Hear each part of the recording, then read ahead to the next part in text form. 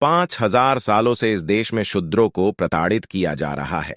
इसका कारण है इस देश की वर्ण व्यवस्था। तो प्रश्न उठता है, क्या ये वर्ण पहले से ही ऐसे थे? नमस्कार दोस्तों, ये वीडियो अंत तक जरूर देखना। तो चलिए चलते हैं प्राचीन भारत के प्राचीन समय में। सारी दुनिया में सबसे पुरानी सभ्यता हमारी है। हमारे देश का इतिहास शुरू होता है वेदों से, उसके पहले की जानकारी हमें नहीं मिलती। अब प्रश्न उठता है कि ये वर्ण व्यवस्था कैसे बनी? क्या शूद्रों की हालत पहले से ही ऐसी है? प्राचीन भारत में वर्ण व्यवस्था कर्म पर आधारित थी। बाद में ऋग्वेद में ब्राह्मणों ने पुरुष सूक्त का समावेश किया और इसकी वजह से समाज में उच्च नीचता का आगमन हुआ। उससे पहले चारों ही वर्ण समान थे। बाद में कर्म से हटकर जन्म के आधार पर वर्ण व्यवस्था काम करने लगी। प्राचीन भारत का सबसे पहला युद्ध इतिहास की नजर से देखा जाए तो वो आर्य और नाग वंश के लोगों में हुआ था।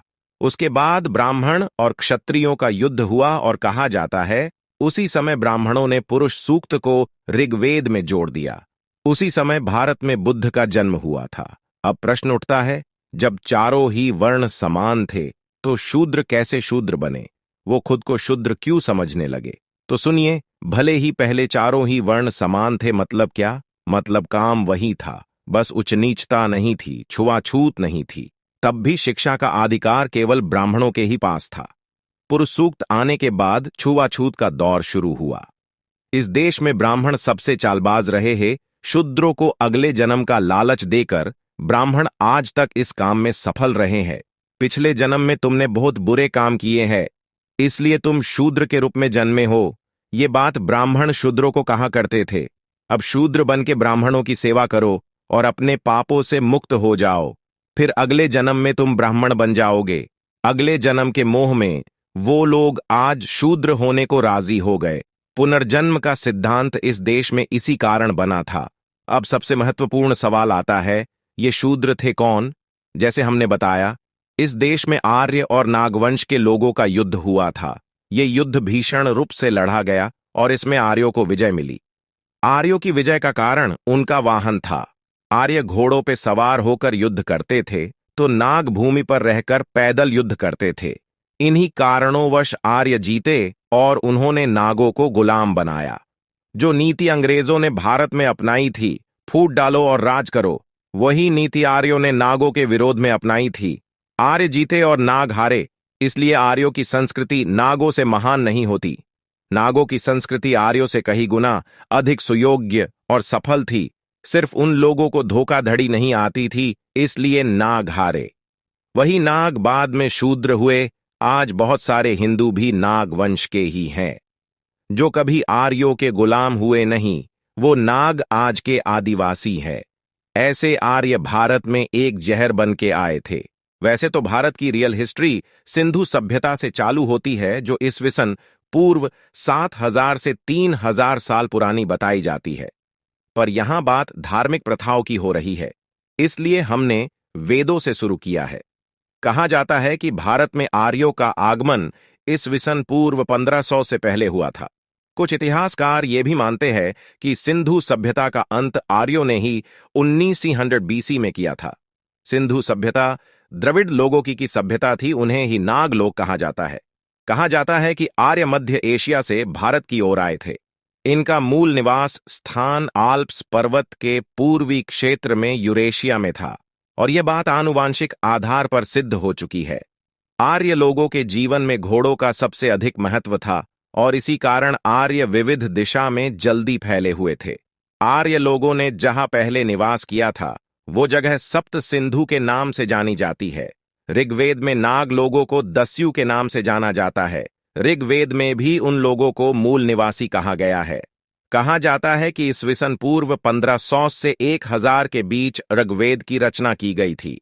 हालांकि डॉक्टर अंबेडकर ने अपनी किताब हु वर द शूद्रास में आर्य बाहर से आने के इस दावे को झूठ करार दिया है। वो कहते थे कि कोई बाहर से नहीं आया, सब इसी देश के हैं। उन्होंने ऋग्वेद में जिन दस्यु लोगों को मूल निवासी कहा गया है, उसे भी झूठ बताया है। पर उस समय डीएनए टेस्ट नहीं हुई थी, यह भी बात सच है। अंबेडकर ने जब लिखा था तब कोई ठोस सबूत नहीं था, पर जितना डॉक्टर अंबेडकर ने पढ़ा था उतना कोई पढ़ा नहीं। उस समय बहुत ब्राह्मणवादी नेता भी आर्यों को बाहर का बताते थे, पर उस समय अकेले डॉक्टर अंबेडकर ने इस बात को झूठ करार दिया था। नाग लोग ही इस देश के मूल निवासी थे। आर्य तो बाहर से आने का अनुमान लगाया जाता है। सिंधु नदी के इलाके में आर्य आए थे और पशुपालन का काम करने लगे थे। ये काम करते करते उन्होंने भारत में अपना आधिपत्य स्थापित किया था। जैसे कथाओं में कहा जाता है, और आपने महाभारत में भी देखा होगा तक्षक नाग के बारे में। असल में ये कहानियां जुटी हैं। दरअसल तक्षक कोई सर्प नहीं था, वो एक नागवंशी योद्धा था। एक सेनापति था जो नागों का नेतृत्व करता था। नागों के हार के बाद कहानियां लिखी गई और नागों को बुरा सिद्ध कर दिया गया। इसलिए हम अपने वीडियो में हमेशा कहते हैं कि भारत का दिमाग एक सिस्टम मेकर दिमाग रहा है। वेदों के बाद हिंदुओं के जितने भी ग्रंथ हुए वो बुद्ध के बाद ही लिखे गए हैं। बुद्ध वेदों को कचरा कहा करते थे, जैन भी वही कहते थे। ये था नागों का इतिहास, जो भारत में एक सुयोग्य और सुजान शासन चलाते थे। उन्हें ही इन आर्यों ने बदनाम और गुमनाम कर दिया। शूद्रों को पढ़ने इसीलिए नहीं दिया क्योंकि उन लोगों को डर था कि इन लोगों को अपना इतिहास और अपना वास्तविक रूप ना पता चल जाए। यही कारण रहा जो ब्राह्मणों ने शूद्रों को इतना दूर रखा।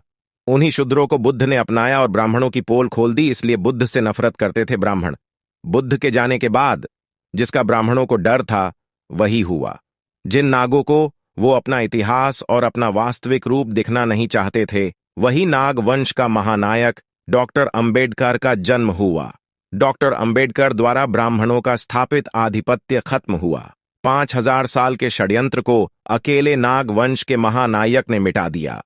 अपने पूर्वज को सच्चा न्याय डॉक्टर अंबेडकर ने दिलाया। जो कोई ना कर सका वो उस अकेले इंसान ने कर दिखाया। आज के वीडियो में बस इतना ही। आगे किस टॉपिक पे वीडियो बनाई जाए कमेंट में जरूर बताना। तो आपको हमारा ये वीडियो कैसा लगा कमेंट में जरूर बताना, और ऐसी ही नॉलेजेबल वीडियो के लिए हमारे चैनल को सब्सक्राइब जरूर कीजिए ताकि ऐसी ही सच्ची जानकारी हम आपको उपलब्ध करा सके। धन्यवाद।